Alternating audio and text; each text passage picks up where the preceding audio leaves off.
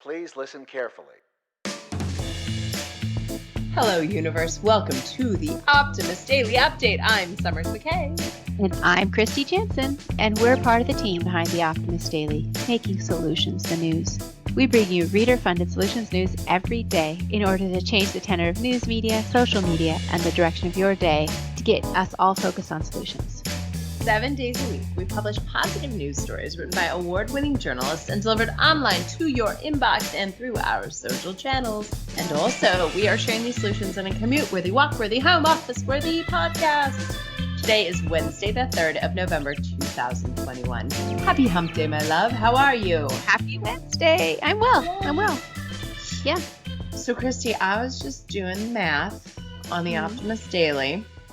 Right. And so a couple super exciting things. First and foremost, we got notification from a podcast tracking app that we are trending in Latvia. I know. Right. So we are like in the top, 10 or 12 news podcasts in Latvia. So that you may have heard my Latvia joke yesterday. Now I can explain it more thoroughly. So we're trending in Latvia. But Kristy, you know what we've also done?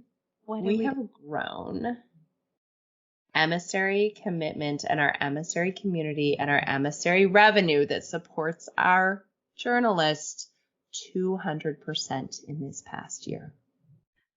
Fantastic. Wow. And that's like a big deal. That is a pretty big deal. One of the things that's been most fascinating to us at the Optimist Daily, because for so long, our business model was about sending a daily email, kind of that old school daily digest email, right? How we consumed content back when all of the daily listicles sort of were sending out.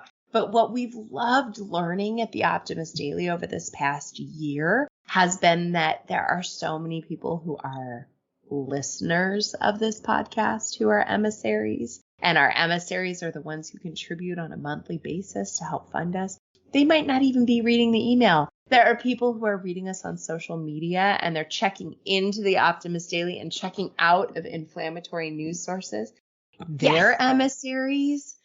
So our revenue is just like an indicator that we're doing something right. And maybe it's just you and I sitting here talking about our pets, but I think that we do more than shout out goes to our amazing team, our exceptional writers. I'm just really proud. I'm really proud to be working with you. And not only does it go to our writers and our staff and our just everybody who contributes to the Optimist Daily, our technologists and our customer support but it's definitely the emissaries. And I feel hopeful that there's more people taking us up into their regular news feeds, into their podcast listening. I mean, the fact that we're number 12 of news stations, of news podcasts. Either nobody listens to podcasts, maybe it's just the English thing, or hey, they prefer a little bit of jolt of positivity. Yes, I like that. Hey, we hit that major marker of more than 5,000 listens in a week, and that is pretty crazy town, right? That's amazing. So, hey, everybody, thank you for staying optimistic with us, because the news can be really tricky, but it can also be really good. And Summers, we do a lot more than just talk about our pets and our kids, although we do. You're right.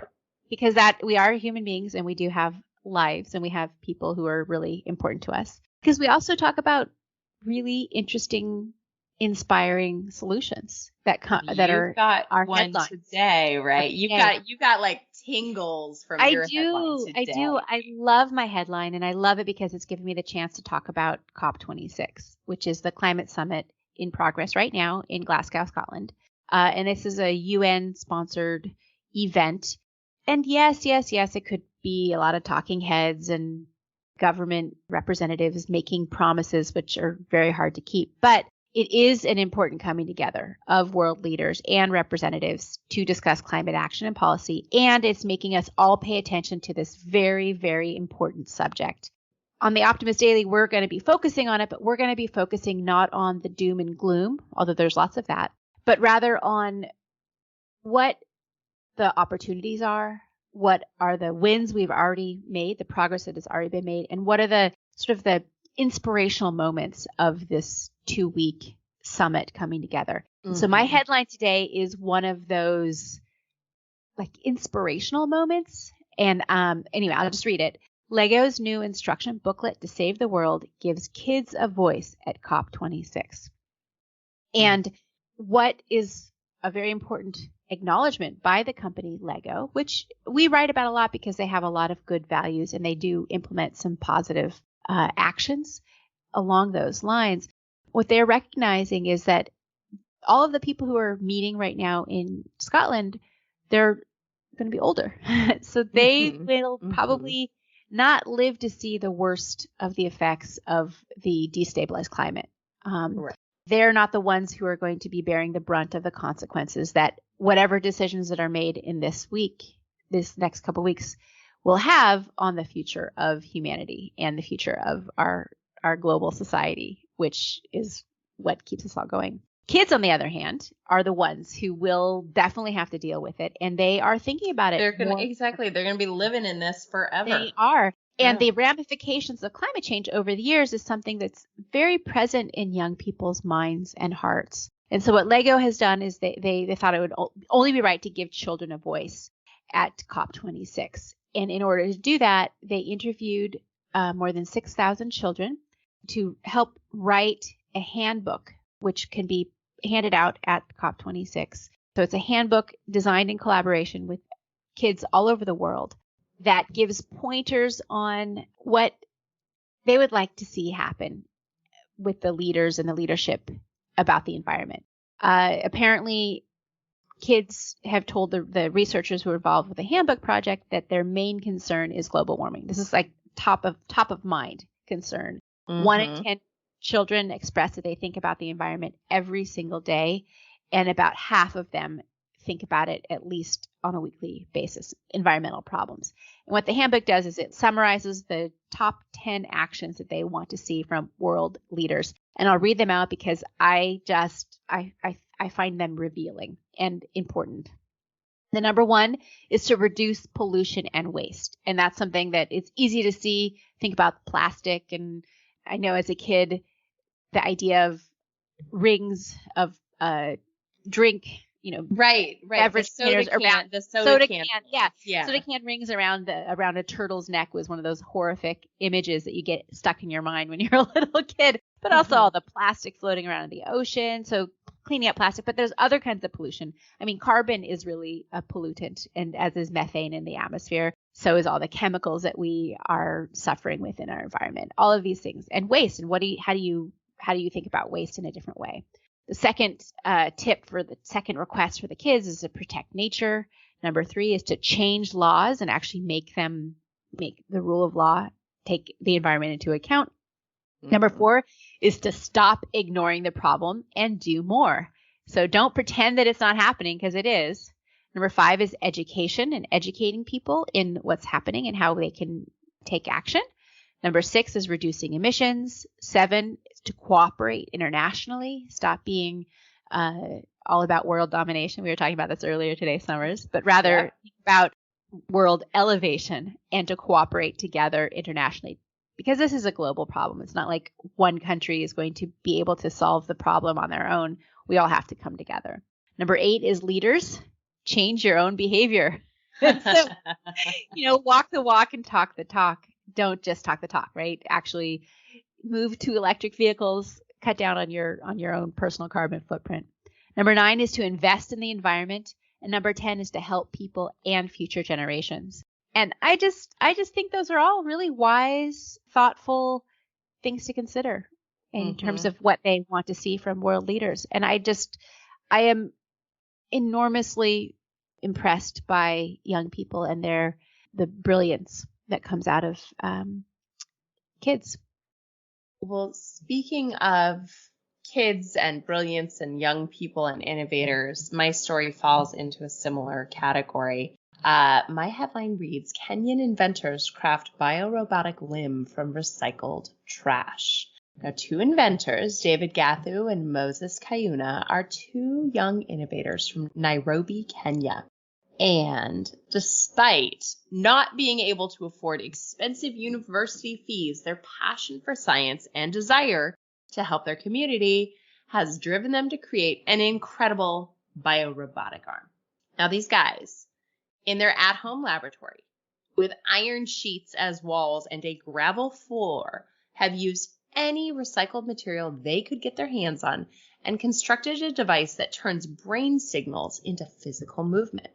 Wow. The arm, which is accompanied by a helmet. I know, Kristy, this is amazing, it's right? Crazy. It's amazing. Right? So impressive. So the arm is accompanied by a helmet, which converts the instructions from up top into an electrical current known as a neuronode, subsequently directing the robot to the desired action. They showed it in Euronews, showed the arm, picking up a bottle, bringing it to the user's mouth so that they could take a sip. So it is so spectacular that they achieved this with no funding, right? And literally just a fellow community of members who have lost their limbs that they wanted to help. They looked around at all of the people in their community and said, we want to help. And there's no way this community is affording super high-priced robotic limbs. In particular, Kenya has an electronic waste pollution problem due to all of the donated electronics from more industrially developed nations, right? So if you think about the glut of sweatshirts that get donated, right? We also have a glut of excessive amounts of used electronics, and electronics with their planned obsolescence and sort of technology fail intentions so that we continue to buy new ones. This whole situation has made for a dumping ground of electronics in Kenya. And these guys said, all right, let's take them apart. Let's figure out how to create a solution. And that, to me, between these two stories, I literally have chills today, Kristy. I am inspired by the Optimist Daily. I know that we have a good future. We can elevate this world. It can be better. There's some other great stories today. I loved reading this one. Handball Federation pressured into changing sexist uniform regulations. Yes, I know. No more Girls bikini bottoms. are not in bikini bottoms. I love it. Ladies, you rock. There are 5 optimistic predictions about the COP26 climate conference.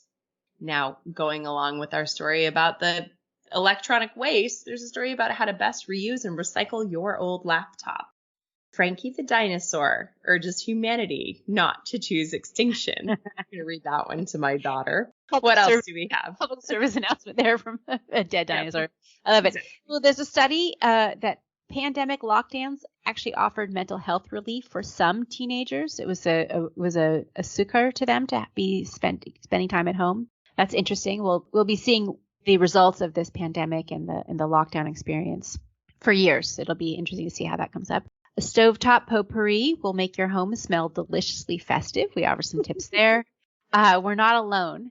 First possible star revolving planet found outside our galaxy. I think we've seen other planets out there, but I'm curious about that. I have to go read it. And we have a story about beach-dwelling sheep who eat seaweed and reduce their methane emissions, just like the cows eating seaweed in their feed. Sheep who live next to a beach and eat seaweed also have much lower methane emissions. They're ungulates just like the cows are. They have a similar digestive system. So that's not a big surprise, but it's interesting to think how it's a very natural, simple fix to having livestock and the methane emissions from carbon impact from livestock. Exactly. Reducing sheep toots and more, all available as always on the Optimist Daily. Hey, thanks for listening to the Optimist Daily Update. We love delivering this podcast to you. We promise to continue to share positive solution-based stories with ideas on how you can participate in this changing world and ensure it is changed for the good. And we will do it on all our channels. Everywhere you can find the Optimist Daily, you can find a daily dose of optimism. Check us out, read us, tweet us, Instagram us, Facebook us, and definitely tell your friends. Become an emissary if you've got the time and the resources. We appreciate it. Thanks for everybody for listening and have a great day. And thanks, everybody. Help us keep the Optimist Daily free for everybody who needs it, which is really all of us. And supported by those of us who can. Thanks again. We'll be back tomorrow with more solutions.